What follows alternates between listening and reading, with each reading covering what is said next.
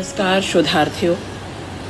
YouTube channel क्योंकि कहना ज़रूरी है मैं आज सुधा उपाध्याय के सौजन्य से सदी के महत्वपूर्ण कवियों की श्रृंखला में नीलोत्पल हैं। रत्नाम मध्य प्रदेश के नीलोत्पल, जिनकी शिक्षा विज्ञान में स्नातक उज्जैन में हुई। इनका पहला कविता संकलन अनाज पकने का समय ज्ञानपीठ से वर्ष 2009 में प्रकाशित हुआ। दूसरा संग्रह पृथ्वी को हमने जड़ें दी, ये बोधि प्रकाशन से प्रकाशित हुआ 2014 में। समय के बाहर सिर्फ पतझर है, ये प्रकाशन 2021 में। और चौथा संग्रह चयनित कविताएं न्यू वर्ल्ड पब्लिकेशन 2023 में। पुरस्कार 2009 में विनय दुबे स्मृति सम्मान मिल चुका है इन्हें। 2014 में बागेश्वरी सम्मान मिल चुका है। लगातार समसामयिक पत्र पत्रिकाओं में नीलोत्पल प्रकाशित होते रहे हैं। इन्हें केवल साहित्य की ही समझ नहीं है, कविता रचते ही नहीं, साहित्य में, समाज में और अपने आसपास में खासी दिलचस्पी होने के नाते ये साहित्यकारों का, कवियों का मान सम्मान करना भी जानते हैं। कविता के गुणग्राही हैं और कविता को अपना ज़रूरी टूल बनाते हैं, अस्त्र बनाते हैं समय और समाज में ज़रूरी फेरबदल के लिए। तमाम पत्र पत्रिकाओं में लगातार सक्रिय भागीदारी कर रहे हैं, प्रकाशित कर रहे हैं।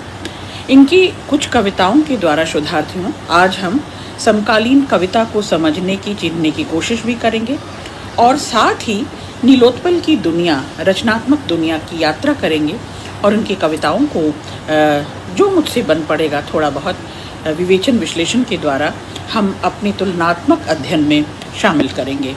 पहली कविता है पिता की स्मृति। पिता के साथ कोई तस्वीर नहीं थी, कुछ यादें थीं। यादों में खोए मिसरे थे, मिसरों में अटके कुछ शब्द। मैं जब भी पुकारता हूँ लौटती यादों के साथ, अधूरे शब्द और अधूरी याद लौटती। कभी कभी मुझे लगता मैं उन्हें सपनों में देख रहा हूँ, दर हकीकत वे ही आ जाते कुछ अधूरी बातों को समझाने। जब कभी अकेले होने के भय से मैं उनकी तस्वीर के सामने रोता, वे अपनी खामोशी में मेरे भीतर की रुलाई तक आ पहुँचते, ढांढस देते हुए कि तुम अकेले नहीं हो, ढांढस देते हुए कि तुम अकेले नहीं हो। हर वह तस्वीर जिसमें अकेला हूँ, पिता झांकते हैं। शोधार्थियों, पिता हमारा जलाशय होता है, हमारे जीने मरने की वजह, हमारा स्रोत है, उद्गम स्रोत है और उसी से हमारा अस्तित्व, व्यक्तित्व है। हमारे दिन ब दिन बढ़ते और चढ़ते पढ़ते पिता साक्षी रहते हैं, लगातार उनकी हम पर नज़र होती है। उनका पार्थिव शरीर हो न हो साथ, पर उनकी नज़रें, उनका चिंतन, उनकी चिंता, उनके सरोकार हमसे ताउम्र जुड़े ही रहते हैं। बेहतरीन और ज़रूरी कविता थी। पिता की स्मृतियों को, सुधियों को और उनसे जुड़े अनुभवों को कभी भुलाया नहीं जा सकता। वे हमारी विस्मृति में भी हमारे साथ होते हैं। हम सचेत हों, सचेष्ट हों, सक्रिय हों, ये उनकी चेष्टा रहती है लगातार।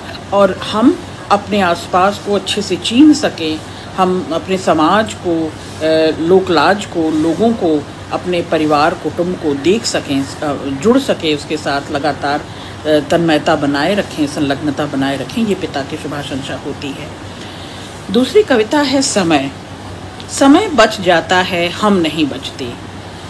हम रोटी में तबाह होते हैं, हम किताबों में दफन होते हैं। हम प्रेम में बिखर जाते हैं, हम एक पीढ़ी से दूसरी पीढ़ी तक पहुँचते हैं। हम एक मृत्यु से अनंत मृत्यु के लिए तैयार रहते हैं।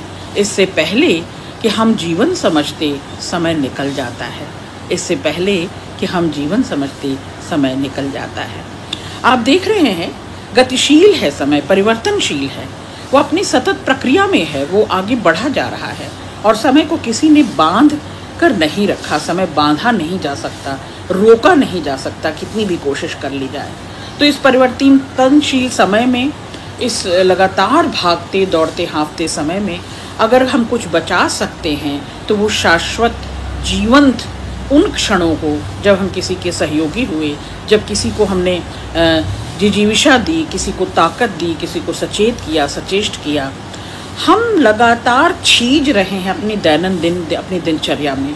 हम लगातार अपनी ज़रूरतों को, अपने अभावों को पूरा करने में ही अपना पूरा समय खराब कर दे रहे हैं। तो ये हमारी तबाही है। ये लगातार मृत्यु की ओर बढ़ते रहना है। पहली पीढ़ी से दूसरी पीढ़ी तक पहुंचने की जो सतत यात्रा है, उसके बीच जो शाश्वत है वो मृत्यु है। तो अनंत मृत्यु के लिए जीवन को तैयार करना, जीवन को इस तरह निभाए जाना कि मृत्यु असंभावी है, या जीवन के हर उस क्षण, बेशकीमती क्षण को जीवन से भरपूर कर देना, भर देना, दरअसल समय का आदर करना है। तो बेहतरीन कविता थी ये, क्योंकि समय से आगे वही निकल पाते हैं जो अपनी संवेदनात्मक धरातल को, अपने संसार को, अपने अनुभवों को और अपनी स्मृतियों को संजोए रखते हैं। अगली कविता है अश्लील।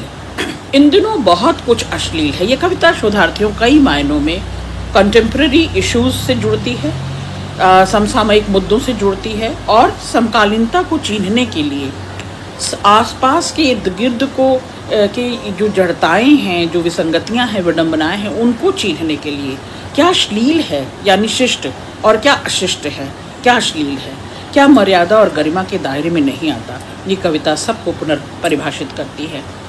इन दिनों बहुत कुछ अश्लील है। अश्लील मतलब मर्यादा के विरुद्ध, गरिमा के विरुद्ध, शिष्ट नहीं है, जो शर्मसार कर देने वाला, जो शर्मिंदा कर देने वाला है। इन दोनों बहुत कुछ अश्लील है। अन्याय से मिली जीत अश्लील है, जुगाड़ से मिला पुरस्कार, भूखे के सामने खाना, नफरत के माहौल में चुप्पियाँ अश्लील हैं, मद भरे नारे अश्लील हैं, मुफ्त की हर बात अश्लील है, वह रोशनी अश्लील है जिसमें आंखें चुंधिया रही हैं, वे अमर कविताएं अश्लील हैं जो मनुष्यता का एक क्षण नहीं बचा सकीं, अश्लील हैं वे मान्यताएं जिन्हें स्त्रियां सहचर नहीं, जिनमें स्त्रियां सहचर नहीं, साथ साथ चलने वाली संघर्ष धुन, वह कील जो जिंदा लोगों के लिए ताबूत में ठोकी जा रही है अश्लील है, जो जिंदगी और मृत्यु का फर्क नहीं कर सकती, जो धड़कते जीते जागते लोगों की पीड़ा को, दर्द को, दंश को, चोट को, मर्म को, करुणा को महसूस नहीं कर सकती, वह सब कुछ जो फैब्रिकेटेड है, कॉन्क्रीट है, जो नकली है, लिपा पुता है, जो ढका छिपा है, वह सब अश्लील है। और जो इन दिनों उजागर हो रहा है, जो इन दिनों जाहिर हो रहा है, जो इन दिनों दुनिया के बीच है, मानवता के बीच की दूरी, मनुष्य को मनुष्य के पहचान की शनाख्त की दूरी, मानवीय धर्म की पहचान की शनाख्त की दूरी, यह सब कुछ नीलोत्पल गिनाते हैं और कहते हैं कि यह सब कुछ अश्लील है अगर व्यक्ति अभाव में है, दंश में है, पीड़ा में है, कष्ट में है, और आप उधर सुख की गीत में मशगूल हैं, तो वह सब कुछ अश्लील है। वो जो समय के परे है और समय की शिनाख्त नहीं करता, अपने आसपास के दर्द को, टीस को महसूस नहीं करता, वह सब अश्लील है। अगली कविता अंतिम विवेक। सबने अपने हथियार चुन लिए, मैं हूँ निहत्था, नहीं जानता मनुष्य होने की पाबंदियाँ, कोई जाति से जख्मी करता है तो कोई धर्म से, किसी का मद बड़ा है तो किसी का कद, मुझ में कोई आग्रह नहीं, मैं कोई सच नहीं, मैं जहाँ से जाता हूँ, जहाँ से आता हूँ वह एक रास्ता है, जहाँ से जाता हूँ वह भी एक रास्ता है, रास्ते निरपेक्ष हो सकते हैं, मैं ही चुनता हूँ सरल और दुर्निवार, बहुत सी सच्चाइयों का कोई अर्थ नहीं है, सिर्फ पश्चाताप के आंसू बहने लगते हैं, जब उन्हें छूता हूँ कितने ही प्यार भरे दिल से, जब उन्हें छूता हूँ कितने ही प्यार भरे दिल से, एक छाते के भीतर खुल जाने की प्रतीक्षा करते पाता हूँ, मैं तुम्हारा अंतिम विवेक हूँ, मैं तुम्हारा अंतिम विवेक हूँ। मनुष्य होने की सबसे लाजिम और सबसे बड़ी शर्त यही है, क्या? मनुष्यता, एक दूसरे के प्रति भागीदारी, एक दूसरे की साझेदारी, एक दूसरे के संवेदनात्मक धरातल पर एक दूसरे के साथ साधारणीकरण कर लेना, एक दूसरे को संवेदनात्मक रूप से जोड़ लेना। अगर यह सब नहीं है तो दिल हो, हृदय हो, दिमाग हो, अगर वो खुला हुआ नहीं है, उसमें आवाजाही नहीं है, उसमें दूसरी जात जमात की सरोकार नहीं है, दूसरे की धर्म और जाति का आदर नहीं है, दूसरे से प्रेम और सत्कार, मान मनोहार नहीं है, तो वो मनुष्य कहलाने के लायक नहीं है। कवि बहुत खुले शब्दों में ये बता देता है कि विवेकशील वही है अपने समय के आर पार, अपने समय से दूर और दूरदर्शी होकर जो देख पाता है, जिसकी दृष्टि में सब बराबर हैं, जो एक दूसरे के सहयोग और सौहार्द से बने हैं, वही विवेकशील कहला सकते हैं। अच्छी बेहतरीन कविता। आखिरी कविता है अच्छा आदमी। अच्छा आदमी ताकतवर नहीं, सच्चा होने के बारे में सोचता है। जिन्होंने मिट्टी के घड़े बनाए वे मिट्टी की नमी को याद रखते हैं। जिन्होंने जंगलों से लकड़ियां लीं वे जड़ों की गहराई समझते हैं। जो युद्ध की नृशंसता नहीं जानते वे एक स्त्री के आंसू को अंत तक नहीं पढ़ सकते। जिन्होंने सोचना छोड़ दिया है वे बेरहमी से पेड़ों के काटे जाने को शून्य की तरह देखते हैं। जिन्होंने रेशम से कपड़ा बुना वे शहतूत के पत्तों को नहीं भूलते। जब जब हम सक्रिय सचेष्ट होते हैं, अपने कार्य में निमग्न होते हैं, जब जब हम किसी कर्मठ प्रतिबद्ध स्रोत से जुड़ते हैं, ऐसे सोर्स से जुड़ते हैं, चाहे वो सच्चा कहलाने का हकदार व्यक्ति हो, चाहे मिट्टी से जुड़ाव हो और मिट्टी का घड़े बनाता हुआ कर्मठ श्रमशील कुम्हार हो जो मिट्टी की नमी को बचाए रखता है और उसे याद रखता है, या जल जंगल जमीन से जुड़ा हुआ वो नाभिनाल का नाता हो, सरोकार हो, जो अपनी जड़ों की गहराइयों को जानता समझता है, जो युद्ध की मारकाट को, क्रूरता को, हिंसा को समझ पाता है और उसे बहुत दूर तक भांप पाता है, जो उसके आतंक को, भय को समझ पाता है, जो उसकी क्या कह सकते हैं, नष्ट कर देने की ताकत को समझ पाता है, कुव्वत को समझ पाता है, वही स्त्री को समझ सकता है, स्त्री के दंश को, टीस को, पीड़ा को, अभाव को समझ सकता है। और जिसने अपना विवेक ही छोड़ दिया, जो सोच विचार ही छोड़ देता है, जो श्रद्धांध हो चुका है, जिसका कोई नाता नहीं है विवेक से, दिल से, दिमाग से, सोच से, विचार से या किसी मीनिंगफुल मैसेज से, तो वो ऐसे बेशर्म लोग, चाहे पेड़ कट रहे हों, चाहे मनुष्य कट रहे हों, चाहे नदियाँ सूख रही हों, चाहे ज़मीन फट रही हो, दरक रही हो, नष्ट हो रही हो, वे सब शून्य में निशब्द होकर, चुप्पी साध कर ताकते रहते हैं और उस सब कुछ को, उस क्रूर हिंसक दौर के, उस शर्मनाक दौर की साक्षी बनते हैं।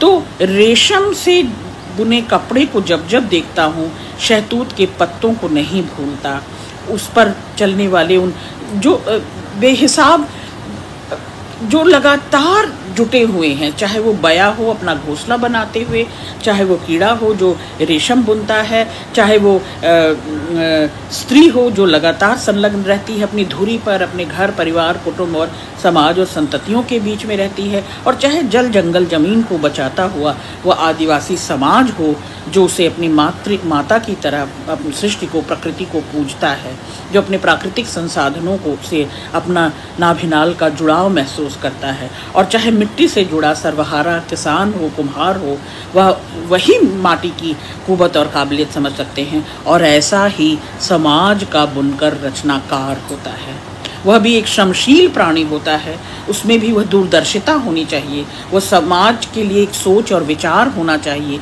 वह समाज को दूर तक देखने और समाज को दूर तक ले जाने, और उसकी कविता में, उसकी रचना में भी वो ताकत होनी चाहिए कि वह आपका कठिन समय में, आपद विपद में साथ निभाह दे, आपको संभाल ले, आपको उठा ले, बचा ले और आपको फिर आपकी कर्तव्य मार्ग पर आपकी प्रतिबद्ध कर दे, पूरी कर्मठता के साथ आपको आगे बढ़ने को प्रेरित करे। निश्चित तौर पर नीलोत्पल की ये सभी कविताएं बेहतरीन कविताएं हैं।